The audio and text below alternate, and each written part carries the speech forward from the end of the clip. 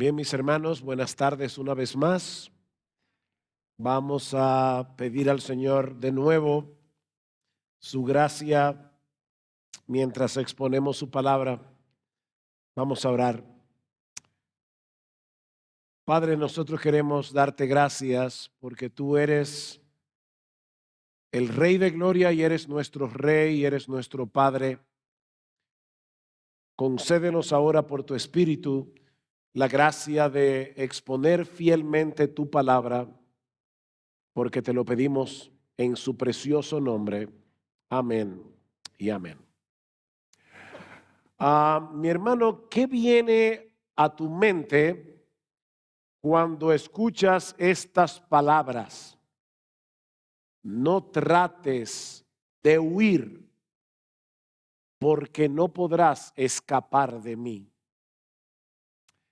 Bueno, es muy probable que venga a tu mente la idea de un alguacil tenaz persiguiendo a un fugitivo para llevarlo a la justicia para ser debidamente juzgado. Puede que venga a tu mente el conocidísimo personaje de Jean Valjean de la novela Los Miserables de Víctor Hugo, siendo obstinadamente perseguido por el inspector Javert, que está obstinado con atrapar a Jean Valjean. Ahora, ¿qué tal si estas palabras salieron de la boca de Dios, que en su amor eterno y sobreabundante ha decidido hacernos bien, pero que al mismo tiempo ve que en ocasiones tratamos de alejarnos de Él por causa de nuestros pecados o porque en ese momento estamos luchando con las tentaciones y no estamos trayendo a nuestras mentes el evangelio de la gracia? Bueno, en ese caso tendríamos que darle a esas palabras otro significado y escucharlas en otro tono. Hijo mío, yo te he escogido para hacerte mío, yo te he escogido para hacerte bien. No trates de huir de mí, porque es inútil. Te amo lo suficiente como para dejar que cometas la locura de alejarte de mí. ¿Ven? Son dos significados muy diferentes, aunque la frase sea muy similar. Bueno, yo supongo que eso era lo que el salmista tenía en mente cuando escribió el Salmo 139. Yo les pido por favor que vayan en sus Biblias al Salmo 139 y particularmente los versículos 7 al 12 que vamos a considerar en esta tarde al tratar el tema de la omnipresencia de Dios. Ahora, para poder tomar el contexto, vamos a leer desde el versículo 1 hasta el versículo 12 y luego los versículos 17 y 18. Dice así la palabra del Señor. Oh Jehová, tú me has examinado y conocido. Tú has conocido mi sentarme y mi levantarme, has entendido desde lejos mis pensamientos y todos mis caminos te son conocidos. Pues aún no está la palabra en mi lengua y he aquí, oh Jehová, tú la sabes todas. Detrás y delante me rodeaste y sobre mí pusiste tu mano. Tal conocimiento es demasiado alto para mí, maravilloso para mí, alto es, no lo puedo comprender. Y aquí está mi texto. ¿A dónde me iré de tu espíritu? ¿A dónde huiré de tu presencia? Si subiere los cielos, allí estás tú. Y si en el Seol hiciere mi estrado, he aquí allí tú estás. Si tomare las alas del alba y habitar en el extremo del mar, aún allí me guiará tu mano y me asirá tu diestra. Si dijere, ciertamente las tinieblas me encubrirán, aún la noche resplandecerá alrededor de mí. Aún las tinieblas no encubren de ti. y la noche resplandece como el día, lo mismo te son las tinieblas que la luz. Versículo 17. Cuán preciosos me son, oh Dios, tus pensamientos, cuán grande es la suma de ellos. Si los enumero, se multiplican más que la arena. Despierto y aún estoy contigo. Uno de los rasgos más sobresalientes de este salmo es la forma como el salmista aborda el tema de los atributos de Dios, no como una doctrina interesante sobre la que vale la pena disertar, sino más bien como un asunto de profundo interés personal, eminentemente práctico. De hecho, si leen el pequeño título que aparece en los salmos, que muchas veces pasamos por alto, verán que allí dice al músico principal. Salmo de David. Así que este salmo tan denso teológicamente era uno de los himnos que se cantaban en el Antiguo Testamento. Este era el himnario de Israel. Esto es un himno. Lamentablemente no son muchos los himnos con un contenido como este los que se cantan en el día de hoy en muchas iglesias. Sin embargo, mis hermanos, este es un tratado de teología aplicada. Lo que este hombre conocía de Dios tenía un impacto determinante en su vida cotidiana. Y eso es precisamente lo que yo quisiera que sucediera en esta hora al hablar del tema de la omnipresencia divina. Así que veamos en primer lugar el alcance de la presencia de Dios. Versículo 7. Otra vez. ¿A dónde me iré de tu espíritu? ¿Y a dónde huiré de tu presencia? David está planteando aquí una pregunta hipotética. ¿Existe alguna posibilidad de que alguno de nosotros pueda escapar de Dios? ¿Hay algún lugar en todo el universo creado en el que podamos escondernos de Él? Y la respuesta obviamente es un rotundo no, porque no existe ningún espacio en todo el universo en el que Dios no esté. Él no puede ser confinado, Él no puede ser limitado a ningún lugar en específico, porque su inmensidad lo abarca todo.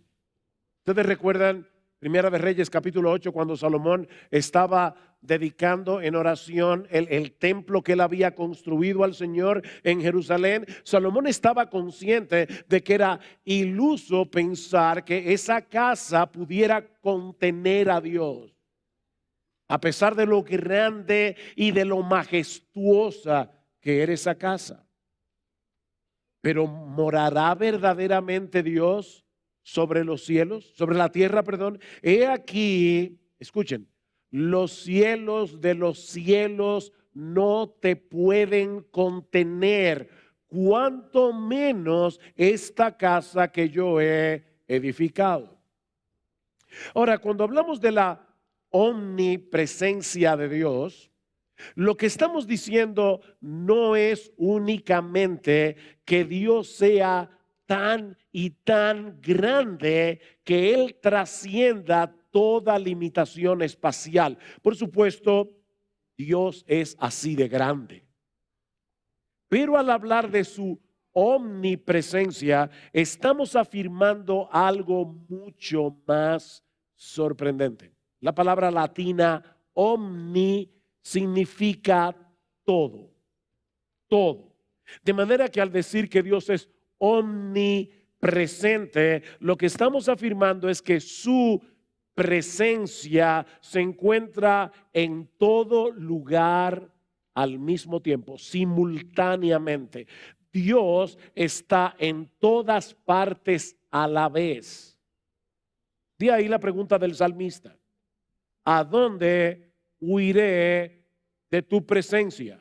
Y decíamos ayer que esa palabra hebrea significa literalmente cara. ¿A dónde huiré de tu cara? Nosotros vivimos en la cara de Dios. Yo estoy aquí en el púlpito, ¿verdad?, predicando la palabra y gracias a estos aparatos mecánicos, mi voz está llenando todo este espacio a la vez, o por lo menos eso espero. Mi voz está llenando este espacio, pero yo sigo aquí, en este lugar, y solo puedo estar consciente de lo que ven mis ojos y en un grado menor de lo que escuchan mis oídos. Si algo sucede aquí detrás, aunque yo no lo vea, sé que algo pasó, pero hasta ahí es donde yo puedo llegar. Pero mis hermanos, ese no es el caso de Dios. ¿Recuerdan la prédica de ayer? Todo lo que hay en Dios es Dios. Él no está compuesto de partes.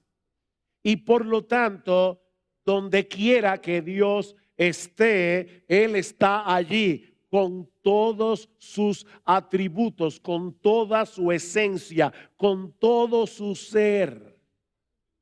Jeremías 23, ¿soy yo Dios de cerca solamente, dice Jehová, y no Dios desde muy lejos? ¿Se ocultará alguno, dice Jehová, en escondrijos que yo no lo vea?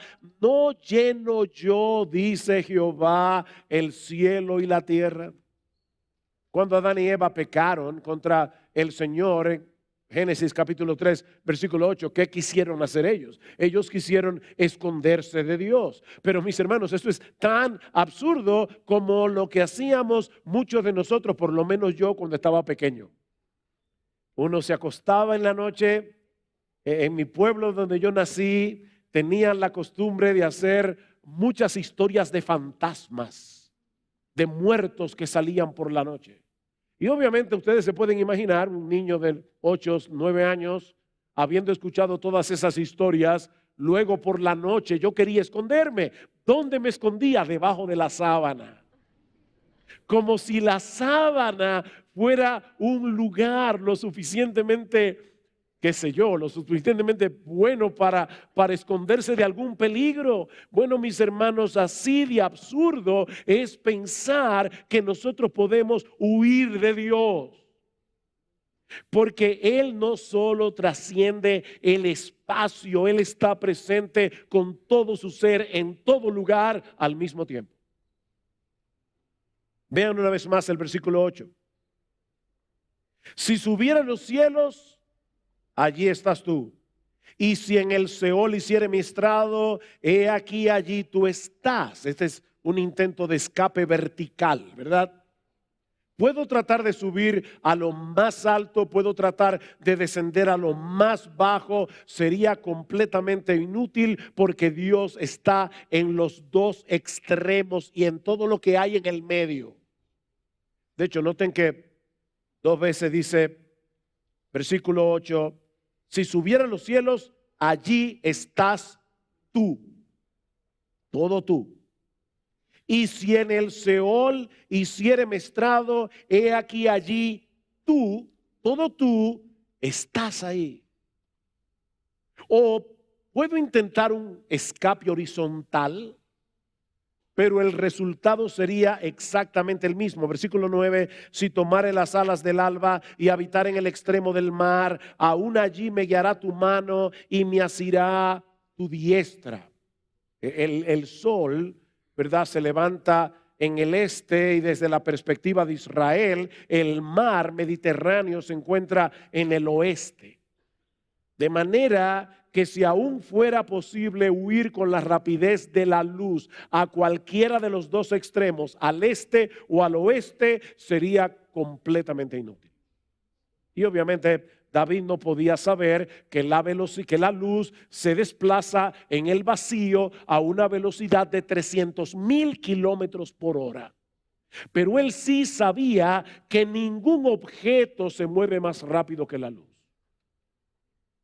Cuando llegan los primeros rayos de la aurora, la luz se mueve de un extremo hacia el otro con una rapidez sorprendente, asombrosa. Y David está diciendo, si aún fuera posible, subirse en uno de esos rayos de luz y tratar de huir lo más lejos posible del horizonte, aún así sería imposible salir del alcance de la mano de Dios. Esa fue la lección que Jonás aprendió a la mala. ¿Recuerdan cuando Jonás quiso evadir la encomienda de ir a predicar a Nínive? Se embarcó en una embarcación para huir al extremo opuesto, a Tarsis, probablemente a las costas de España, pero allí en medio del mar Mediterráneo se encontró cara a cara con la presencia de Dios. Pero el salmista quiere agotar todas las posibilidades. Así que ahora él se pregunta si acaso él pudiera ocultarse de Dios bajo el manto de la oscuridad y de la noche. Versículo 10. Versículo 11. Si dijere, ciertamente las tinieblas me encubrirán, aún la noche resplandecerá alrededor de mí, aún las tinieblas no encubren de ti, la noche resplandece como el día, lo mismo te son las tinieblas que la luz. Mis hermanos, todo intento de escapar de Dios es inútil. Porque Dios no solo trasciende el espacio, sino también la luz y las tinieblas. Aunque pudieras esconderte en el lugar más oscuro del planeta, el Dios omnisciente, el Dios omnipresente te vería y te escudriñaría como si estuvieras en el lugar más iluminado del mundo. Dice el salmista en el Salmo 98, has puesto nuestras iniquidades delante de ti. Oigan esto, hermano, nuestros pecados secretos a la luz de tu presencia. ¿Tú crees que alguna vez has hecho algo de lo que nadie se enteró? Bueno, ese nadie es relativo. Porque si hubo alguien que se enteró. No podemos ocultarnos de Dios. Es imposible. ¿Qué dice Pablo a los atenienses en Hechos capítulo 7, versículo 28? Porque en él vivimos, nos movemos y somos. Todo el tiempo estamos en la presencia de Dios. Dice el autor de la carta a los Hebreos, Hebreos capítulo 4, versículo 13, que no hay cosa creada que no sea manifiesta en su presencia, antes bien todas las cosas. Pastor, ¿y qué significa en griego todas las cosas? Todas las cosas. Todas las cosas. Todas las cosas, incluyéndote a ti, incluyéndome a mí, están desnudas y abiertas a los ojos de aquel a quien tenemos que darle cuentas. Decía C.S. Lewis, podemos ignorar la presencia de Dios, pero no podemos evadirla.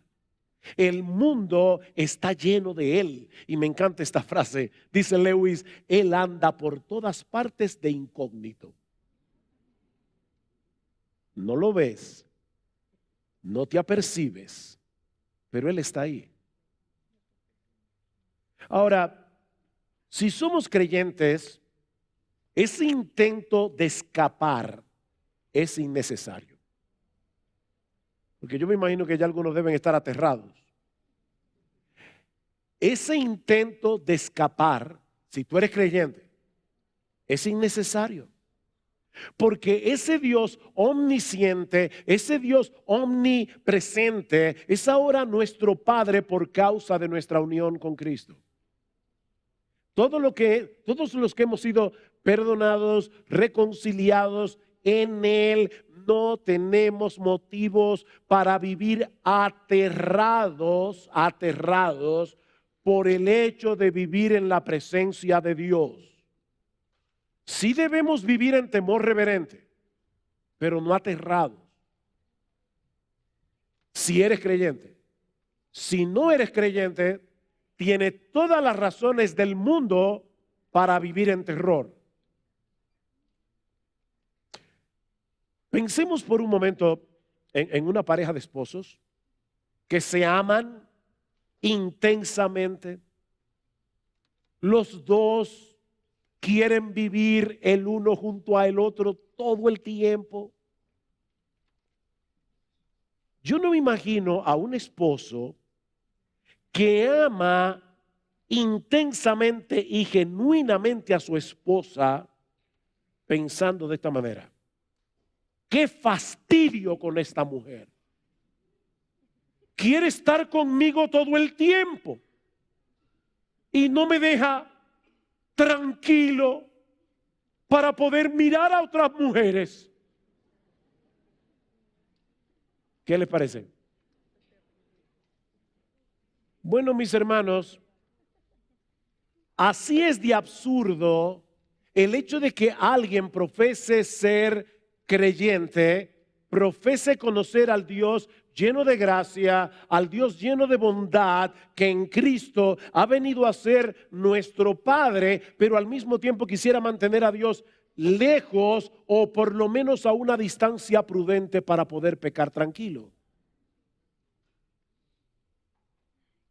Para el creyente no existe un privilegio más grande ni un consuelo más profundo que el hecho de saber que estemos donde estemos, en las circunstancias que sea, estamos en la presencia de Dios.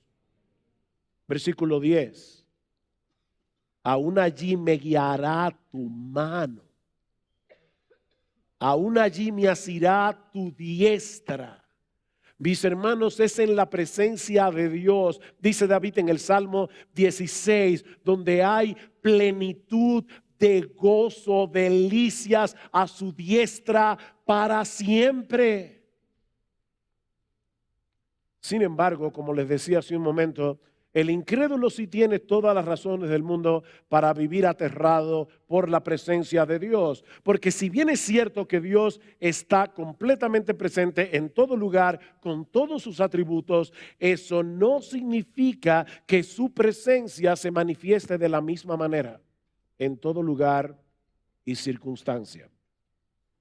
Lo que nos lleva a nuestro segundo encabezado. Ya vimos el alcance de la presencia de Dios. Veamos ahora en segundo lugar las diversas manifestaciones de la presencia de Dios. Todo Dios está en todo lugar a la vez, pero obrando de diversas maneras. Vamos a suponer que aquí tenemos a un padre humano que desde la pandemia está trabajando en casa. La esposa salió a hacer una diligencia, así que le dijo: mi amor, por favor, cuida al bebé. Así que él está en su computadora trabajando en la sala de su casa y al mismo tiempo él está atento a su bebé de 1 año que está durmiendo en la cuna, y al mismo tiempo él está atento al teléfono esperando que su esposa lo llame y le diga: mi amor, ya terminé, pásame a buscar. Fíjense, este hombre está presente como empleado trabajando, como papá cuidando al bebé y como esposo esperando la llamada de la esposa. Bueno, apliquen eso a Dios en un sentido infinito. Y verán que Dios está presente en todo lugar, pero haciendo un montón de cosas a la vez, algunas de ellas muy distintas entre sí. Él está en todo lugar a la vez, sustentando su creación, examinando y juzgando a los malos y bendiciendo a los suyos. Todo a la vez. Déjenme explicar esto brevemente. Dios está presente en todo lugar sustentando la creación. Los científicos le llaman a esto las leyes de la naturaleza. ¿Por qué razón nuestro planeta va girando rotativamente tras su movimiento de rotación su movimiento de traslación alrededor del Sol en una forma ovalada a una rapidez tan y tan rápido que si de repente el planeta pegara un frenazo, tú y yo pararíamos en Plutón. La pregunta es, ¿qué es lo que mantiene al planeta girando? Bueno, los científicos dan su explicación, pero ¿saben cuál es la explicación? Que Dios está atento a este planeta. Los científicos le llaman las leyes de la naturaleza, pero eso es un apellido, eso es un apodo para decir la mano de Dios. Él está sustentando la creación, manteniendo en funcionamiento todo lo creado. Colosenses 1:17, Pablo dice que es por medio de Cristo que todas las cosas se mantienen cohesionadas, formando un todo coherente, como dice el texto. El autor de la carta a los Hebreos dice que Él es quien sustenta todas las cosas con la palabra de su poder o con su palabra poderosa. Hebreos 1:3. Pero la Biblia también nos enseña que Dios está presente en todo lugar por medio de su autoridad y su justicia, examinando las acciones de los impíos y en su momento les dará su merecido.